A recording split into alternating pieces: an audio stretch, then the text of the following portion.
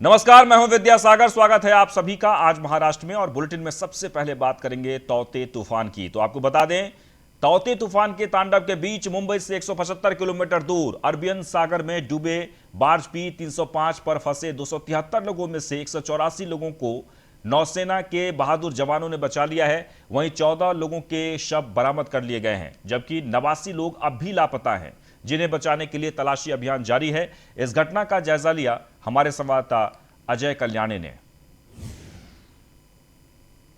चक्रवाती तूफान ने मुंबई उच्च क्षेत्र में तेल की खोज करने वाले राफ्ट को टक्कर मार दी थी। तूफान में फंसे P305 बेड़ा भटक गया, ऐसी खबर मिल रही थी। इसके बाद खबर आई कि बेड़ा डूब गया है। यह हादसा चक्रवात और भारी बारिश के दौरान ही हुआ था कि नौसेना ने बेड़ा से SOP संदेश मिलने के बाद युद्ध स्तर पर तलाशी अभियान शुरू किया। नौसेना बुधवार सुबह तक 184 लोगों को बचाने में कामयाब रही। अब खबर आ रही है कि 14 लोगों की मौत हो चुकी है। नौसेना अरब सागर में 14 कर्मचारियों के शव मुंबई के डॉकयार्ड में लाया जा रहा है। मुंबई के पास अरब सागर में टक्कर मार दी। तूफान से महाराष्ट्र के कई जिले भी प्रभावित हुए हैं। हालांकि सबसे ज़्यादा प्रभावित बॉम्बे हाई एक तेल अन्वेषण क्षेत्र था।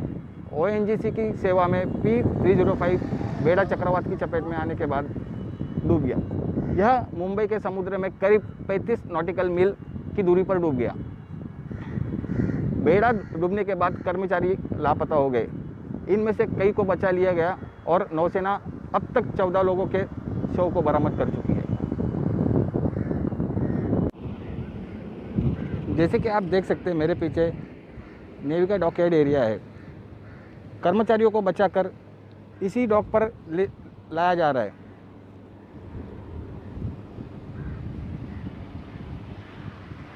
सोमवार 17 मई के शुरुआती घंटों में हवा और उबड़-खाबड़ समुद्र ने बेड़ा हल तोड़ दिया और समुद्र में भटक गया। कर्मचारियों ने जीवन रक्षक जैकेट पहनकर समुद्र में छलांग लगा दी, क्योंकि उन्हें आवारा बेड़ा डूबने का अनुमान था। सोमवार सुबह के लिए मदद बेड़ा से संपर्क किया गया। कई घंटों तक क्रू ने किसी न किसी समुद्र में इस जैकेट के आधार पर तब तक मंगाई जब तक नौसेना के युद्धपोत मदद के लिए नहीं आते। बुधवार सुबह तक नौसेना ने 273 कर्मियों में से 184 को बचाने में सफल रही। Ajay Kalyani, news 1 India, Mumbai. की वजह से कई पानी के जहाज डूबने या गायब होने की खबर है। NDRF कार्यालय की ओर से मिली जानकारी के मुताबिक महाराष्ट्र के अलग अलग इलाकों से अब तक 4 जहाज़ों के गायब होने का कॉल आ चुका है, जिनमें करीब 450 लोगों के गायब होने की जानकारी मिली है। फिलहाल दमन से 55 लोगों को रेस्क्यू किया गया है और पालघर से करीब 146 लोगों का रेस्क्यू किया गया है।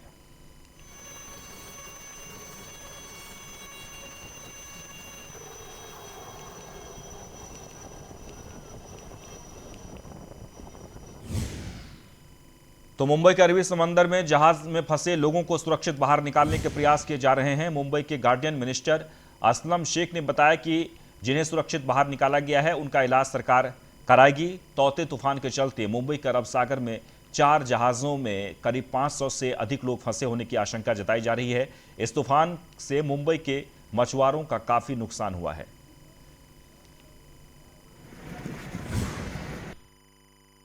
देखिए, ऐसा है कि रेस्क्यू ऑपरेशन के लिए टीम निकल चुकी है। उनमें से अभी तक एक भी आदमी की जान गई नहीं है।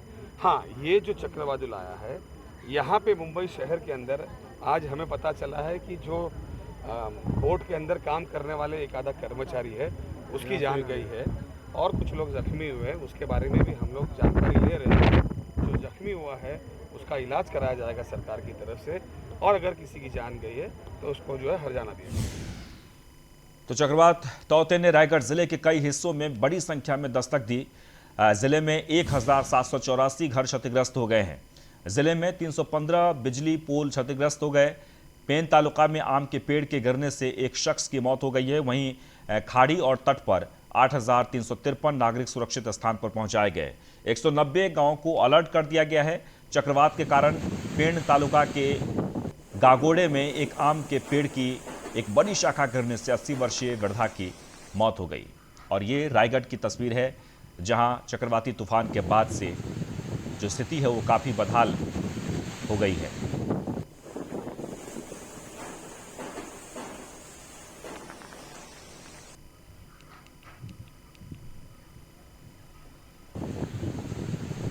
तो रायगढ़ में काफ़ी नुकसान हुआ है। आपको बता दें कि एक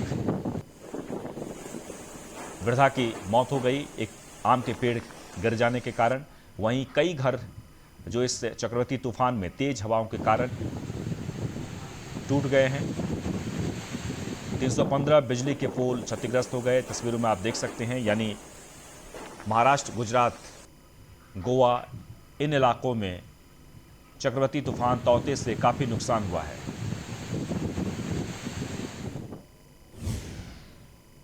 तो मुंबई में चक्रवाती तूफान के कारण जोरदार हवा के साथ बारिश भी हुई है, जिसके कारण मलाड, पश्चिम मालवनी के मठ में रहने वाले मछुआरों को नुकसान हुआ है। इस नुकसान का जायजा लिया हमारे संवाददाता अर्जुन मलिक ने।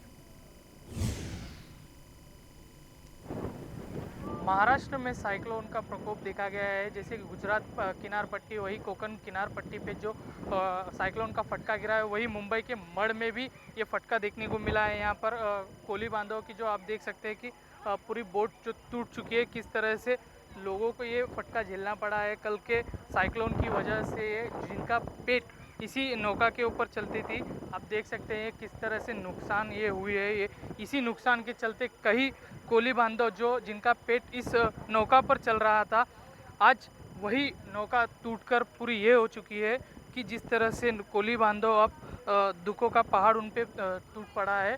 आप देख सकते हैं सरकार से अब अपील की जा रही है कि कहीं ना कहीं मदद की आशा मिल सकती है।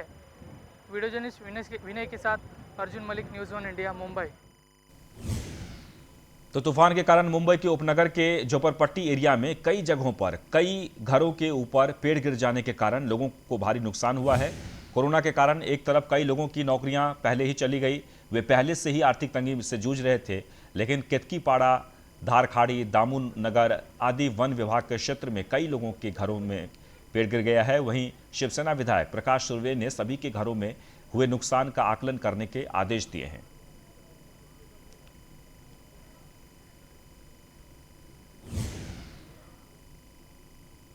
मेरे साथ में लिया है, तहसीलदार के अधिकारियों को भी मेरे साथ में मैंने लिया है और उनको लेके सब उनका पंचनामा कर रहे हैं और मल्लिकार्जुन साहब से बोल के उनको घर बांधने के लिए मैं परमिशन दिलाऊंगा। मेरे साथ में लिया है।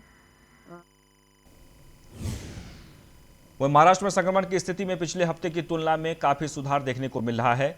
रोजाना आने वाले नए मामलों में करीब 40% की गिरावट है। यही नहीं, एक हफ्ते में 5 दिन लगातार नए मामलों में गिरावट देखने को मिले हैं। ताज़ा मामला की संख्या 30,000 के स्तर से नीचे पहुंच गया है। हालांकि मंगलवार को नए केस का आंकड़ा 26,616 से बढ़कर 28,438 पर आ गए।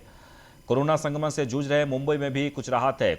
कल करीब 2.5 महीने बाद शहर में कोरोना संक्रमण के नए मामले 1,000 से कम आए। पिछले 24 घंटों के दौरान शहर में 953 नए मरीजों की पुष्टि हुई है, जबकि इस दौरान 2,258 मरीज कोरोना से ठीक हुए। बता दें कि 2 मार्च को मुंबई में कोरोना के 849 मरीज मिले थे।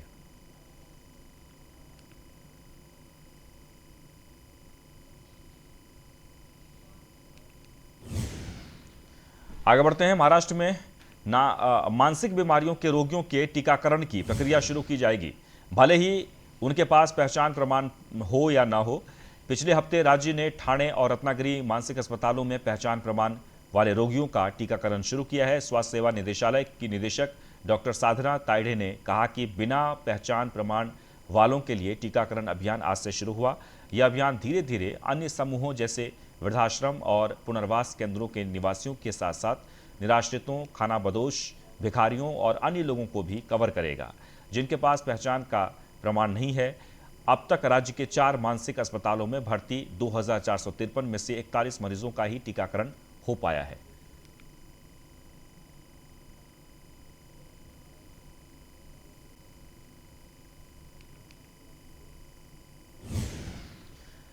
वहीं राज्य सरकार द्वारा पिछड़े वर्ग के कर्मचारी की नौकरी में प्रमोशन में रोक लगाने को लेकर लातूर जिले के कर्मचारियों ने विरोध किया है। राज्य सरकार की ओर से पिछड़े वर्ग में 33% आरक्षण दिया गया था और पदोन्नति में भी पिछड़े वर्ग के कर्मचारी को प्रमोशन मिलता था, लेकिन महाराष्ट्र सरकार ने इस पर रोक लगाने से जिले के कर्मचारियों ने विरोध किया है।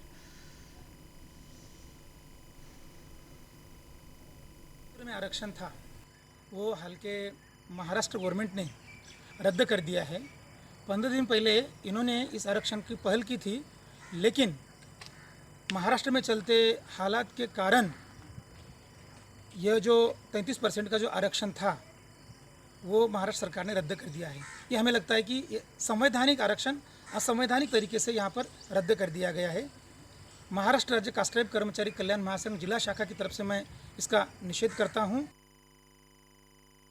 महाराष्ट्र सरकार ने जो भी यहाँ पे पिछड़े कर्मियों के आरक्षण में जो निर्णय था वो लिया है, यहाँ पे महाराष्ट्र राज्य कास्ट्राइब कर्मचारी कल्याण महासंघ की ओर से हम इसका तीव्र निषेध करते हैं और सरकार से गुजारिश करते हैं कि जल्द ये निर्णय यहाँ पे वापस लिया जाए, अन्यथा हम अपनी संगठन की ओर से हमारे वरिष्ठ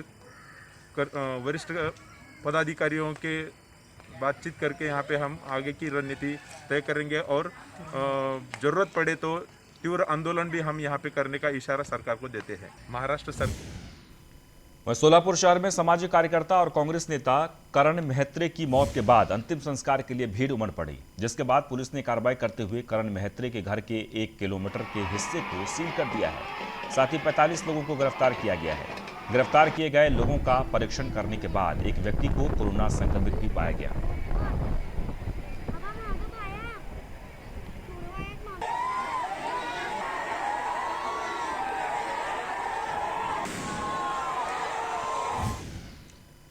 वहीं महाराष्ट्र सरकार ने केंद्र सरकार से वेंटिलेटर कंपनी पर एफआईआर दर्ज कराने की मांग की है। राज्य सरकार का कहना है कि पीएम केयर फंड से जो वेंटिलेटर दिए गए हैं वे काम नहीं कर रहे हैं। औरंगाबाद सांसद इम्तियाज जलील ने पालक मंत्री सुभाष देसाई से इन वेंटिलेटर की जांच की मांग की है।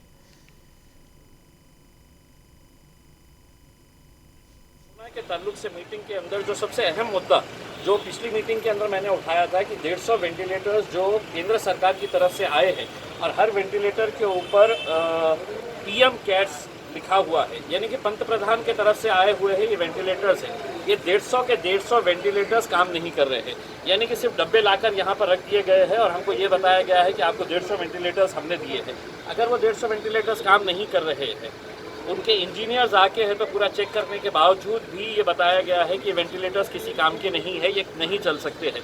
तो मैंने ये मांग उठाई है कि जो भी एजेंसी जिसने ये वेंटिलेटर्स भेजे हैं यहाँ पर, उनके ऊपर एफआईआर रजिस्टर होना चाहिए। राज्य सरकार ने इसकी गंभीर दखल देना चाहिए।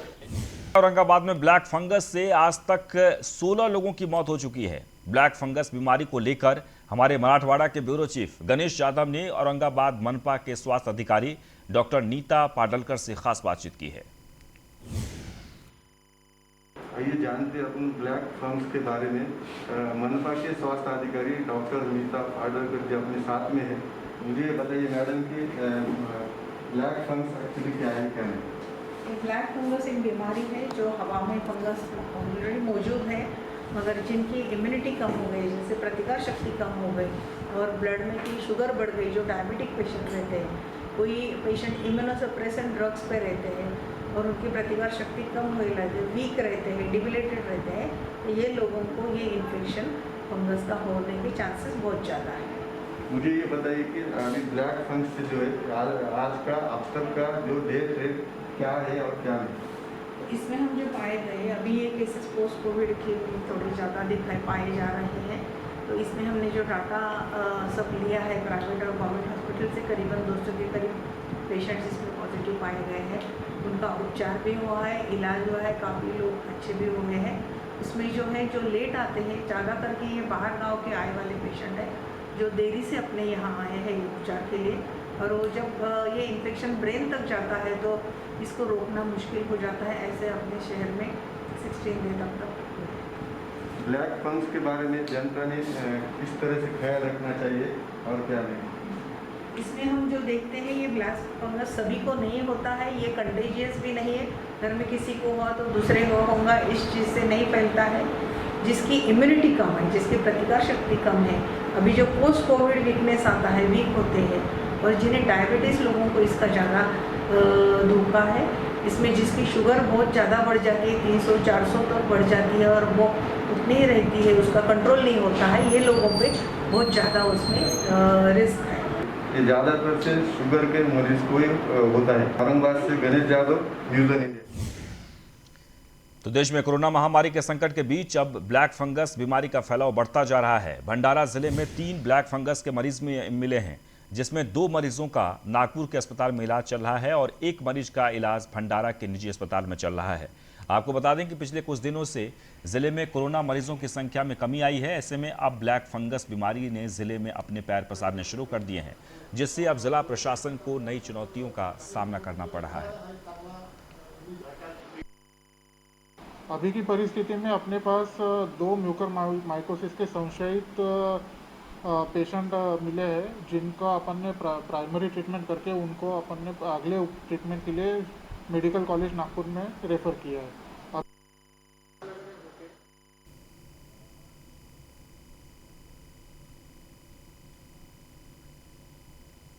तो आपको बता दें कि ब्लैक फंगस अब हर किसी के लिए चुनौती है और भंडारा में भी कुछ मरीज पाए गए हैं जिसका इलाज चल रहा है। आपको बता दें कि उसे लेकर विशेष तैयारी की जा रही है कि आखिरकार ब्लैक फंगस से पीड़ित जो मरीज है उसका इलाज किस तरीके से किया जाए।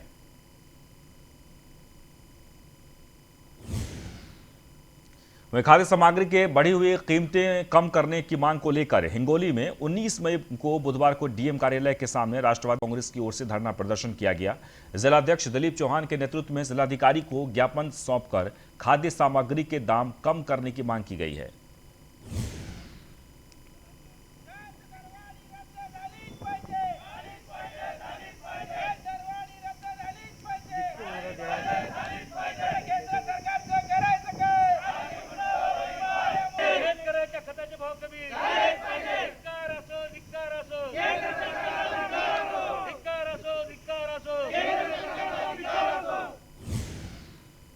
वह कन्नड़ तहसील के पिशोर गांव में कोरोना मरीजों के बढ़ने के कारण जिलाधिकारी ने 3 दिन का जनता कर्फ्यू जारी कर दिया है, जिसकी वजह से कोरोना के कहर को रोका जा सके। कर्फ्यू के दौरान केवल मेडिकल स्टोर और अस्पताल खुले रहेंगे। वहीं नियमों का उल्लंघन करने पर कड़ी कार्रवाई की जाएगी। 100% अपना गांव बंद रखा गया है। इस कोरोना से लड़ना है तो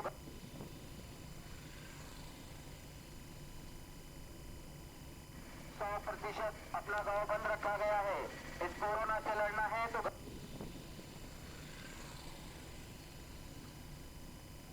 कन्नड़ गांव में कोरोना के रोकथाम को लेकर कर्फ्यू लगाया गया है। आपको बता दें कि 3 दिनों तक जनता कर्फ्यू लगाया गया है और बजाबते प्रशासन की तरफ से लोगों को आगाह करके प्रचार किया गया। कोरोना के रोकथाम को लेकर हर संभव प्रयास किया जा रहा है। महाराष्ट्र के अलग अलग जिलों से जो खबर आ रही है और खासकर कन्नड़ की बात कर ली जाए तो वहां पर 3 दिनों तक जनता कर्फ्यू लगाया गया है। खबर जलगांव से, जहां पर जलगांव जिले के एडोल तहसील के कसौदा में सेंट्रल बैंक की शाखा में लोगों की भीड़ देखने को मिल रही है, जिससे कोरोना फैलने का डर होने लगा है। कसौदा में बैंक न होने के कारण नागरिकों की भीड़ दिखाई दे रही है। गांव और बस्तियों के लोग प्रशासन से अपील की है कि कसौदा शहर में और बैंक का इंतजाम किया जाए ताकि नागरिकों को कुछ हद तक राहत मिल सके।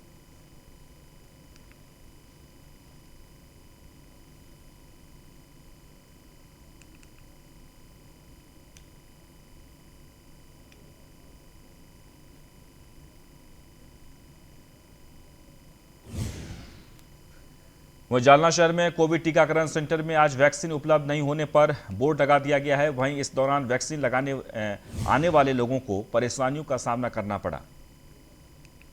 तो आपको बता दें कि जालना में वैक्सीन सेंटर को बंद करना पड़ा क्योंकि वैक्सीन नहीं होने के कारण कई वैक्सीन सेंटर बंद हो गए हैं, जिससे लोगों में काफी निराशा है।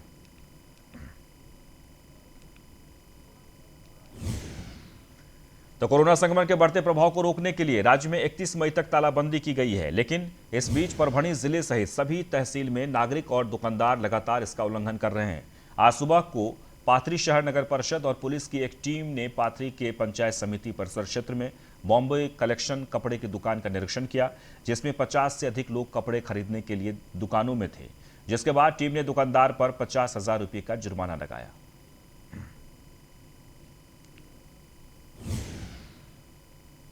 जालना जिले में 15 मई से 31 मई तक लॉकडाउन बढ़ाया गया है और इस दौरान लॉकडाउन का उल्लंघन करने पर पुलिस ने लोगों के चालान काटे जा रहे हैं और एंटीजन टेस्ट किया जा रहा है। शहर में वाहन चालकों की जांच चल रही है, जिसके बाद जरूरी कारण नहीं है तो उस पर सख्त कार्रवाई भी की जा रही है। अब तक कई वाहनों पर कार्रवाई की गई है।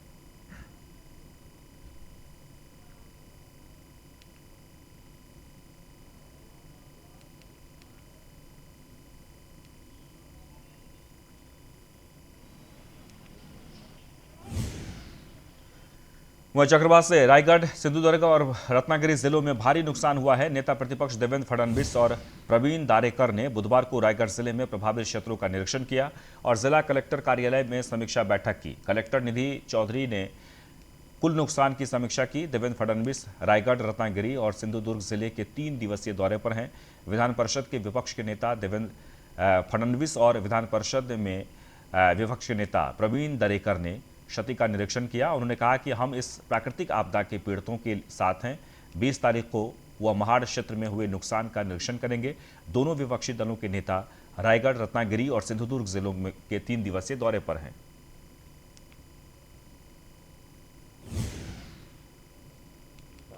चक्रवाती तूफान तौते सोमवार रात को गुजरात के तट से टकराने के बाद मंगलवार रात को कमजोर पड़ा है, लेकिन इस दौरान चक्रवात तौते ने गुजरात में जबरदस्त तबाही मचाई।